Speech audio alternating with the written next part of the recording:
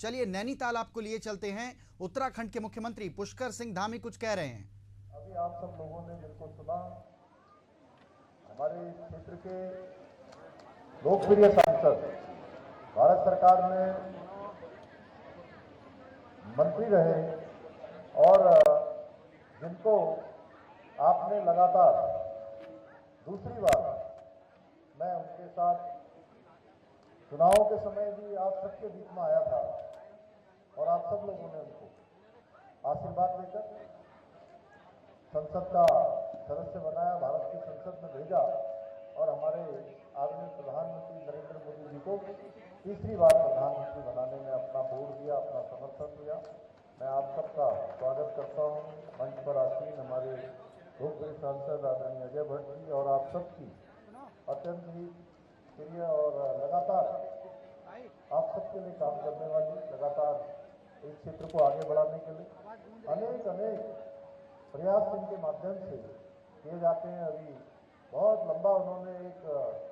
इस क्षेत्र के होने वाले आगे कामों के बारे में आप सबके सामने विचार रखे। आदरणीय सरिता आर्य जी, उत्तराखंड सरकार में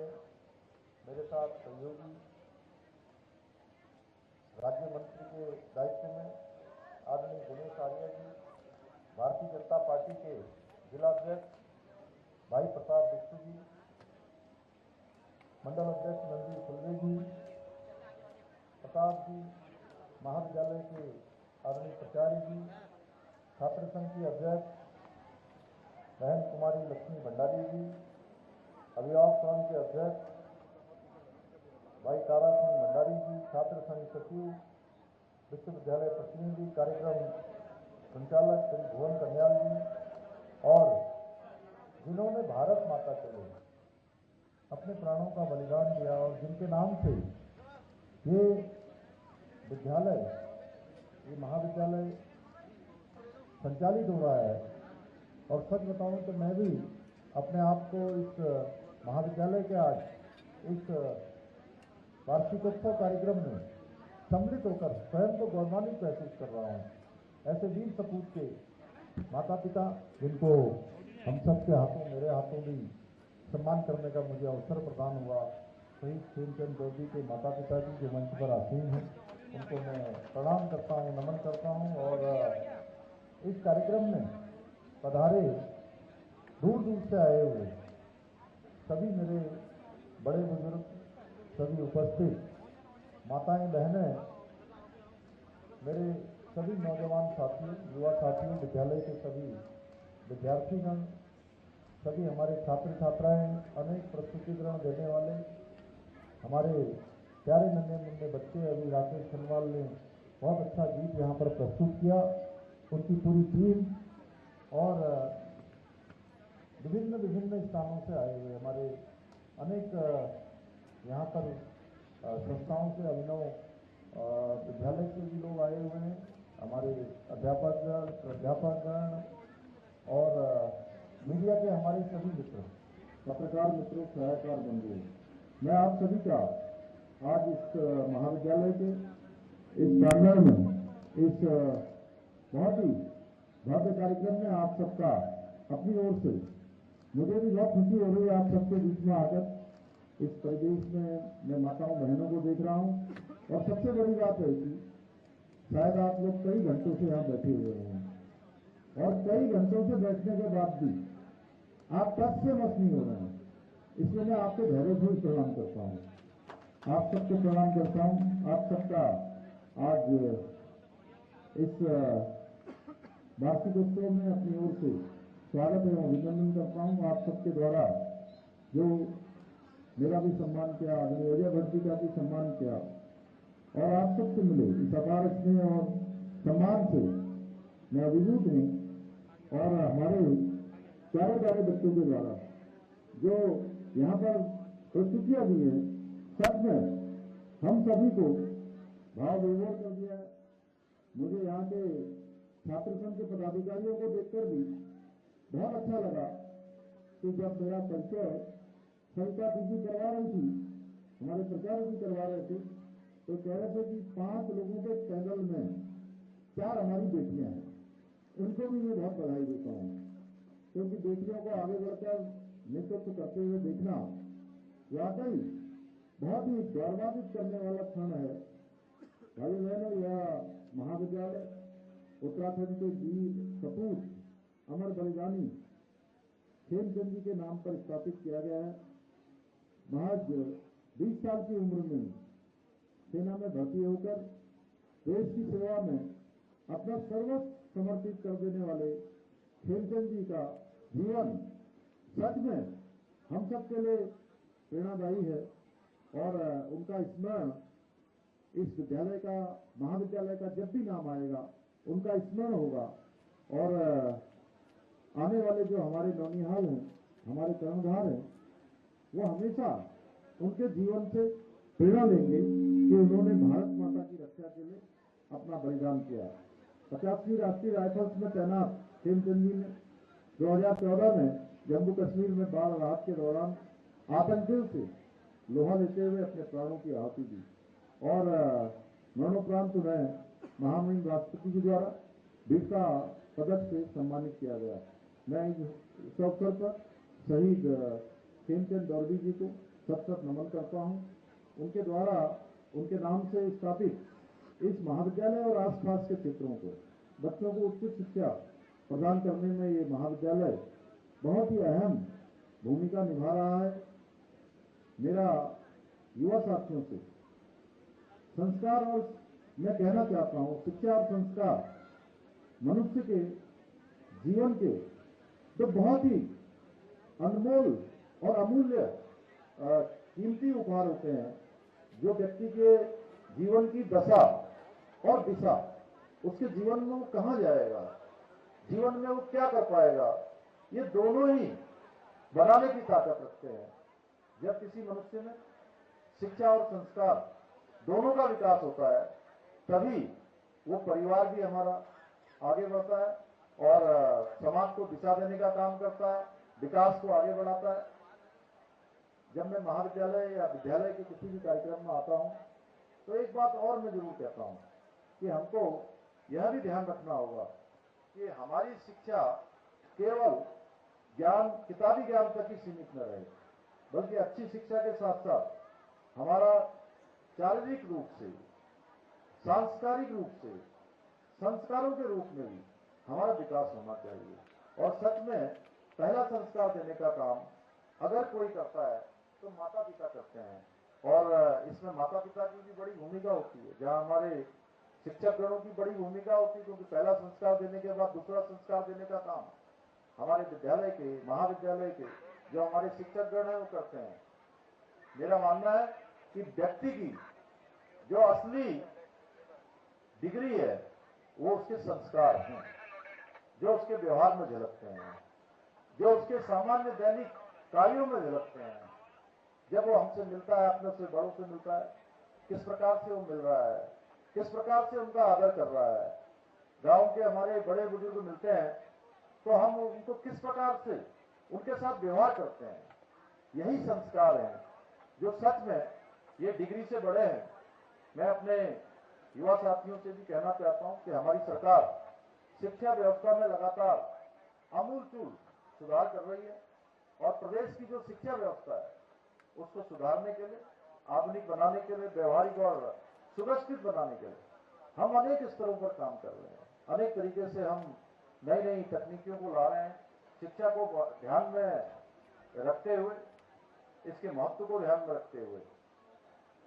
हमारी सरकार ने त्वरित रूप से निर्णय लेते हुए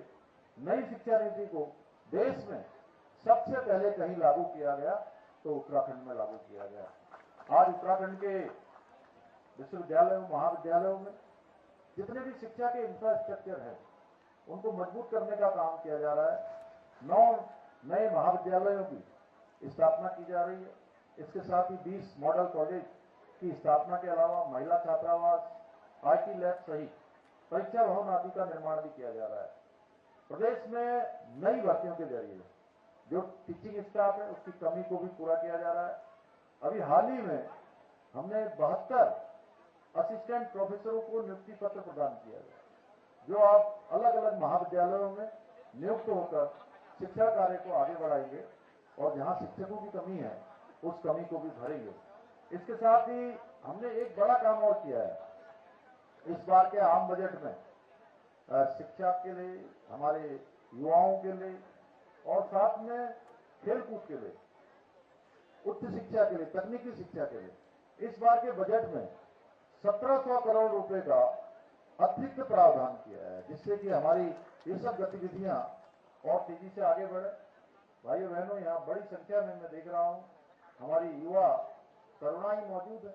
कुछ खेल रहे हैं, कुछ खड़े हैं, कुछ बैठे हैं। आज ये प्रदेश के बहुत सारे युवा अपनी पढ़ाई पूरी करने के बाद अब नौकरी मांगने वाले नहीं, बल्कि अपना स्टार्टअप खोलकर नौकरी देने वाले बनना चाहते हैं और इस दिशा में सरकार भी उनका प्रोत्साहन कर रही है। इसी के लिए हम 2023 की उत्तराखंड स्टार्टअप नीति को लेकर आए हैं। ये नीति हमने लागू की है जिससे कि कोई भी प्रतिभावान छात्र जिनके अंदर कौशल है, जिनके अंदर कुछ करने की लालसा है, वो पीछे न रहें, उनको हर प्रकार से मदद मिले। आज हम उत्तराखंड के स्टार्टअप को आर्थिक सहायता देने के साथ ही जो भी इस क्षेत्र में काम करना चाहते हैं उनके लिए उन्हें आर्थिक सहायता भी हम मुहैया करा रहे हैं, उन्हें बेहतर माहौल भी उपलब्ध करा रहे हैं। हमने 1100 से भी ज्यादा स्टार्टअप को मान्यता देते हुए और अत्याधुनिक 15 इंक्यूबेटर सेंटर जहां पर ट्रेनिंग होती है, वो सेंटर भी हमने स्थापित किए हैं। यह हम सभी के लिए हर्ष की बात है कि आज खाद्य प्रसंस्करण, कृषि, IT, AI, जैव प्रौद्योगिकी और स्वास्थ्य जैसे क्षेत्रों में उत्तराखंड के अनेक स्टार्टअप जो हमारे नौजवान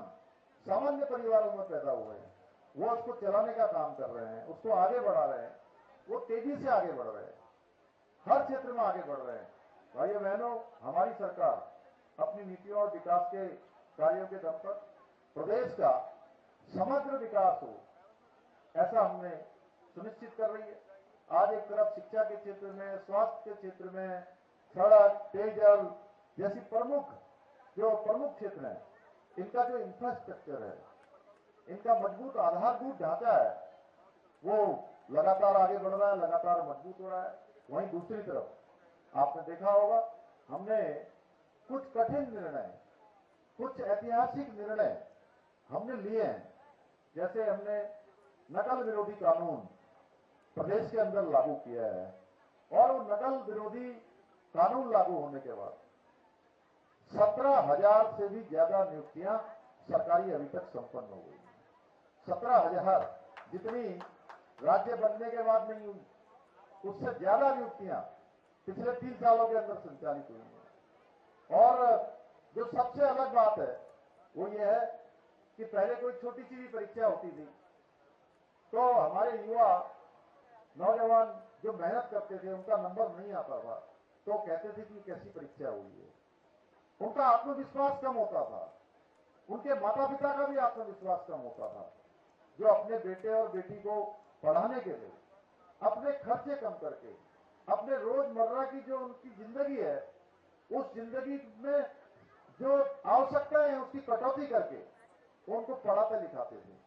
मैं आपको बताऊं कि अभी PCS परीक्षा के परिणाम आए हैं और PCS परीक्षा के 2022 के फाइनल परीक्षा के परिणाम और 2024 की प्रारंभिक शिक्षा के परिणाम, दोनों परिणाम एक साथ आए हैं और ऐसा कोई जनपद नहीं है जिस जनपद से 10 से कम हमारे युवा, बच्चे, बेटे बेटियां उसमें SDM या तहसीलदार में सिलेक्शन जिनका ना हुआ है। ये हमारे लिए बहुत गर्व की बात है। 17,000 नियुक्तियां हो गई, एक भी नकल का मामला नहीं आया, सब पारदर्शी तरीके से हो रहा है। धर्मांतरण कानून हमने लागू किया है और धर्मांतरण कानून भी राज्य का जो मूल स्वरूप है, जो देवभूमि, पूरी दुनिया के अंदर हमको देवभूमि के नाम से जाना जाता है। हम कहीं भी जाएंगे तो हमको सम्मान की दृष्टि से देखते हैं कि अरे देवभूमि से आए, तो ये देवभूमि का स्वरूप खराब ना हो, इसके लिए हमने धर्मांतरण रोधी कानून लागू किया है। दंगा रोधी कानून, आपने हल्द्वानी में देखा कि दंगा हुआ था। अब भविष्य में उत्तराखंड के किसी भी स्थान पर कोई दंगा करने के बारे में, करना तो बहुत दूर की बात,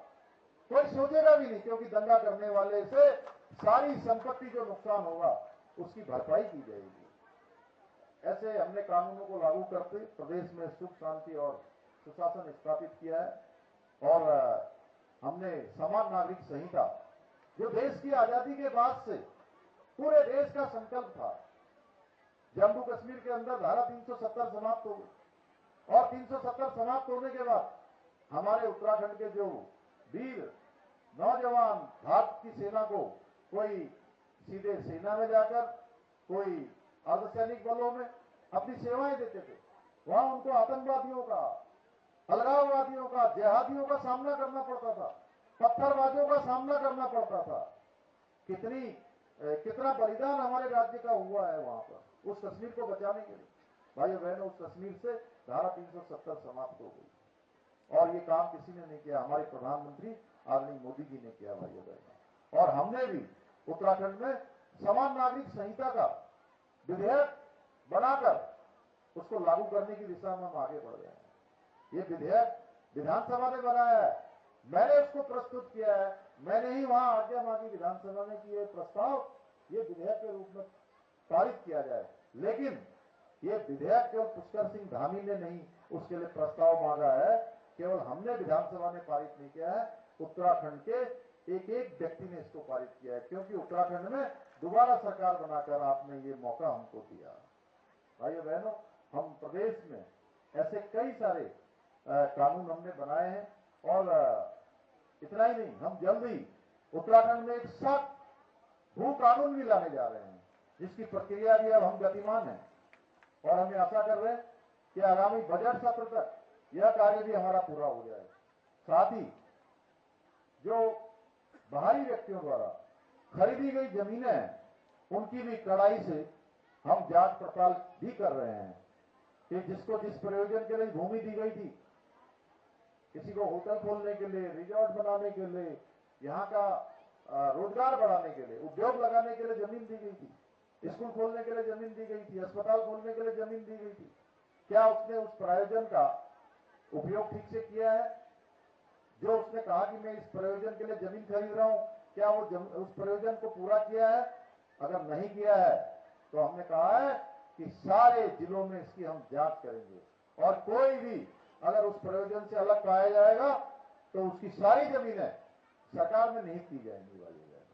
उत्तराखंड के हम अब कड़े निर्णय भी ले रहे हैं, क्योंकि उत्तराखंड के लिए जरूरी है। भाइयों बहनों, पूरे प्रदेश के साथ ही हम बेताल घाट क्षेत्र के इसके चहुमुखी विकास के लिए, यहाँ का चहुमुखी विकास होना चाहिए, यह हमारा बहुत सीमांत क्षेत्र है, ये इसके लिए हम संकल्पबद्ध है और बेताल घाट क्षेत्र में विकास कार्यों को हमने लगातार आगे बढ़ाया है। हमारी विधायक जी ने, हमारे सांसद जी भी अक्सर यहाँ की चिंता करते हैं, हमारे सभी प्रतिनिधिगण लगातार मुझे कहते हैं और हमने बहुत सारे प्रस्ताव जो सरिता दीदी ने मुझे दिए थे उसको हमने स्वीकृत किया है, उनको शासनादेश भी किए हैं और इसके साथ ही कुछ और शासनादेश भी अभी हमने किए हैं जो इन्होंने ही मुझे दिए थे कि विकासखंड भीमताल के ग्राम सड़ियाताल में जोलीकोट मोटर मार्ग को 7 ताल मोटर मार्ग तक लिंक मार्ग का निर्माण, इसका भी शासनादेश हो रहा है। ये भी शासनादेश हो रहा है। विकासखंड भीमताल के ग्राम सोनगांव के विनायक पदमपुरी मुख्य मोटर मार्ग से सोनगांव की ओर मोटर मार्ग का निर्माण इन्होंने अपने 10 कामों में दिया है मुझे लिखकर। ये 10 काम भी हमने स्वीकृत कर दिए हैं, क्योंकि मैंने इस बार जब दूसरी बार मुझे ये दायित्व आप सबके आशीर्वाद से जैसे ही मैंने इस पर काम करना शुरू किया तो मैंने हर विधायक से कहा था कि आप अपने अपने क्षेत्र के 10 प्रमुख काम मुझे दे दीजिए। तो सरिता दीदी ने भी जो काम मुझे दिए थे वो सब हमने इसमें रख दिए हैं। इसके साथ ही बगड़मल्ला गांव से टोला बगड़ कल्ला तक 6 किलोमीटर मोटर मार्ग का निर्माण, विकासखंड बेताल घाट के राती घाट बुडलाकोट मोटर मार्ग प्रधानमंत्री ग्राम सड़क योजना के अंतर्गत बनाया गया। इसके अतिरिक्त बुडलाकोट से पंगू तक बनाया जाना नितांत आवश्यक है, जिसकी लंबाई 6 किलोमीटर है। इस मार्ग को भी हम स्वीकृति प्रदान करेंगे। सुयालवाड़ी से ओड़ाखान मोटर मार्ग के मध्य से शिवलिखेत से सुयालवाड़ी गांव को पूर्व में विधायक निधि से मोटर मार्ग बनाया गया था, जिसकी लंबाई 2 किलोमीटर है, जो काफी कीमती हो गया। इस मार्ग को भी लोक निर्माण विभाग को हस्तांतरित कर बजट आवंटित किया जाएगा। भीमताल विधानसभा क्षेत्र के